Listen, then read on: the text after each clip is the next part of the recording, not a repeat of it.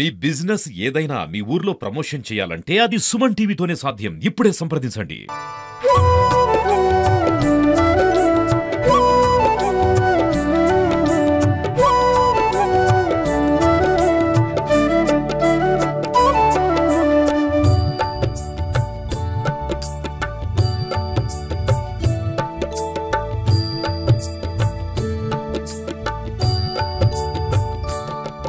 నమస్తే, welcome to Suman TV. ఈరోజు ప్రత్యేక కార్యక్రమంలో భాగంగా ఒక కార్పొరేట్ స్థాయి వైద్యాన్ని హైదరాబాద్లో ఎలాగైతే ఏ తరహాలో అయితే అందిస్తున్నారో అదే తరహాలో మన గడీల రాములు గారి గురించి మనము ఇప్పటివరకు చాలామందికి తెలిసిన విషయమే. కాకపోతే గడీల రాములు గారి గురించి మనం మాట్లాడుకుంటే ప్రతి ఒక్కరికి గుర్తొచ్చేది స్పోర్ట్స్. అసలు స్పోర్ట్స్లో ఉన్న వ్యక్తి సడన్గా ఒక వైద్య రంగంలోకి అడుగు పెట్టడానికి గల కారణాలు ఏంటి అనే దానిపైన అయితే మనతో మాట్లాడడానికైతే గడీల రాములు గారు ఉన్నారు. ఒకసారి వారితో మాట్లాడదాం. సార్ నమస్తే. సో ఈరోజు చూసుకుంటే నిజామాబాద్లో ఒక కార్పొరేట్ స్థాయి వైద్యం, ఒక మల్టీ స్పెషాలిటీ హాస్పిటల్ లాంటిది మీరు రూపొందించడం జరిగింది.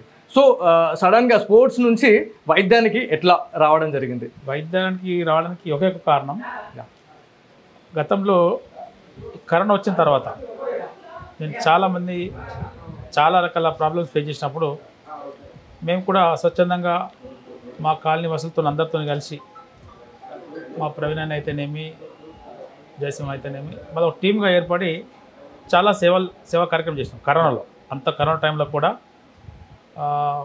రోడ్ల పైన ఉన్న వాళ్ళకి, గరీబ్ వాళ్ళందరికీ భోజనం చేసినాం. భోజనం వాళ్ళకి చేయించినాము.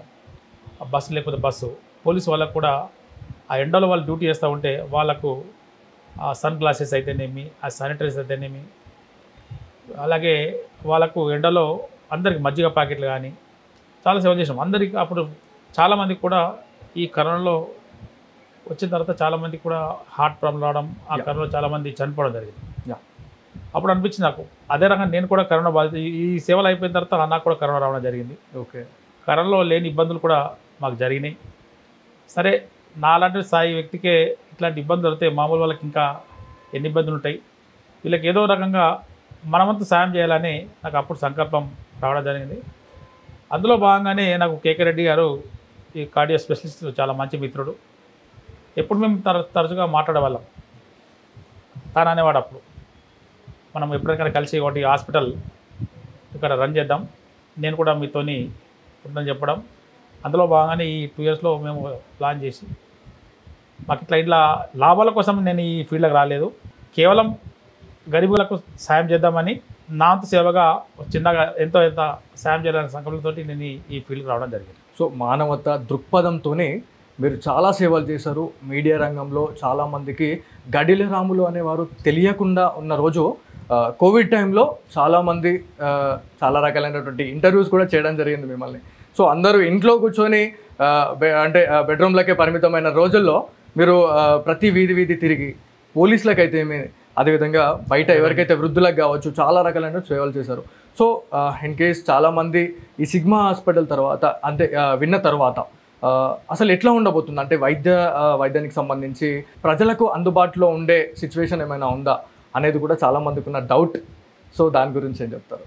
అందుబాటులో ఉండడానికే ఈ కార్పొరేట్ స్థాయిలో ఉన్నటువంటి వైద్యాన్ని ప్రతి ఒక్కళ్ళు హార్ట్ అనగానే హైదరాబాద్కి వెళ్ళడం, యశోదకి వెళ్ళడం, ఏజ్కి వెళ్ళడం, పెద్ద పెద్ద కార్పొరేట్లకు వెళ్ళడం, అక్కడికి వెళ్ళిన తర్వాత 4 లక్షలు 5 లక్షలు వాళ్ళు డబ్బు పోగొట్టుకోవడం ఇవన్నీ చూస్తూ ఉన్నాం.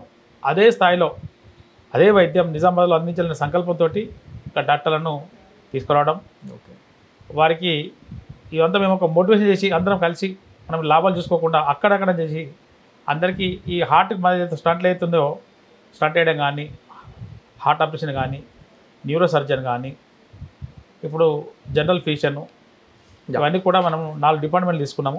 వాళ్ళందరికీ కూడా వాళ్ళతో మాట్లాడి వాళ్ళందరికీ ఇప్పుడు ఇక్కడనే 24/7 ఇక్కడే వాళ్ళు ఉండడం, అన్నీ మాట్లాడుకునే మేము ఈ హాస్పిటల్ రన్ చేయడానికి ముందుకు వచ్చినాం. సో కార్డియాలజీ అనగానే చాలామంది భయపడుతూ ఉంటారు, మీరు అన్నట్టే పానిక్ అయిపోతూ ఉంటారు మెయిన్గా. సో మీ దగ్గర ఉన్న ఎక్విప్మెంట్ గురించి మాట్లాడుకుంటే మేనేజ్మెంట్తో నేను మాట్లాడాను. ఆన్ ది స్పాట్ ఒక 10 కేసెస్ వచ్చినా కూడా హ్యాండిల్ చేసే కెపాసిటీ అనేది మీ దగ్గర ఉంది అనేది మాకు తెలిసింది. సో ఇది ఎట్లా సాధ్యమైంది, అసలు ఎలాంటి ఎక్విప్మెంట్ తేవడం జరిగింది? అసలు క్యాత్ ల్యాబ్ ఇక్కడ దాదాపు ఇంత పెద్ద నిజామాబాద్లో కేవలం 2 హాస్పిటల్ 3 హాస్పిటల్ ఉన్నట్టు నాకు ఐడియా ఉంది.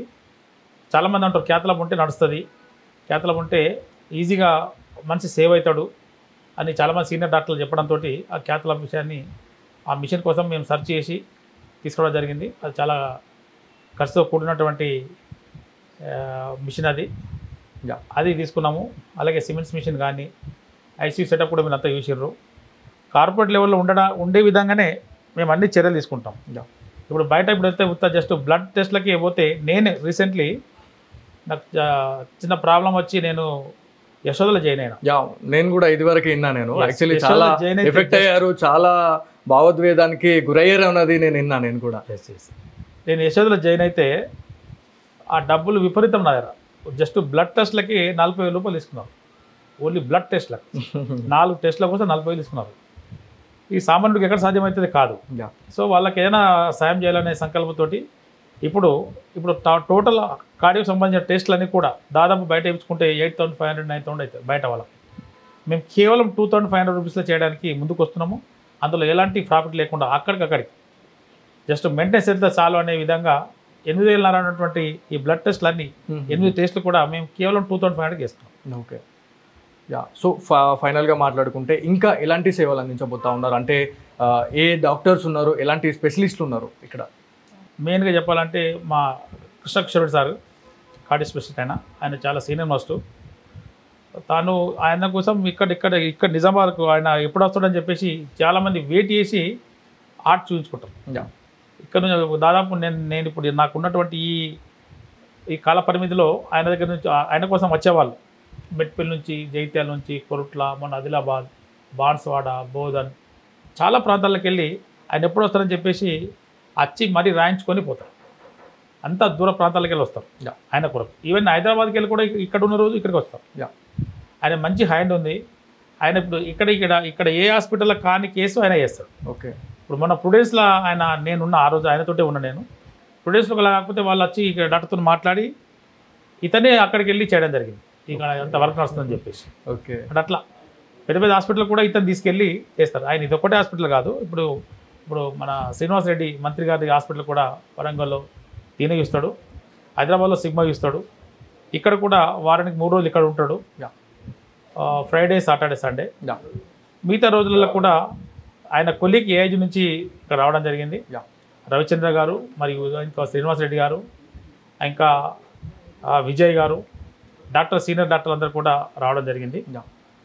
వాళ్ళందరితోటి ఒక టీమ్గా ఏర్పడి మేము ఈ హాస్పిటల్ రన్ చేయడానికి ముందుకు వచ్చింది. సో నిజామాబాద్ జిల్లా ప్రజలకి ఫైనల్గా మీరు ఏం చెప్పాలనుకుంటున్నారు? అంటే కార్డియాలజీకి సంబంధించి కావచ్చు, న్యూరాలజీకి సంబంధించి ఎలాంటి సర్జరీ ఉన్నా లేకపోతే ఏదున్నా కూడా హైదరాబాద్ అనేది మనం చూస్తూ ఉంటాం, వింటూ ఉంటాం.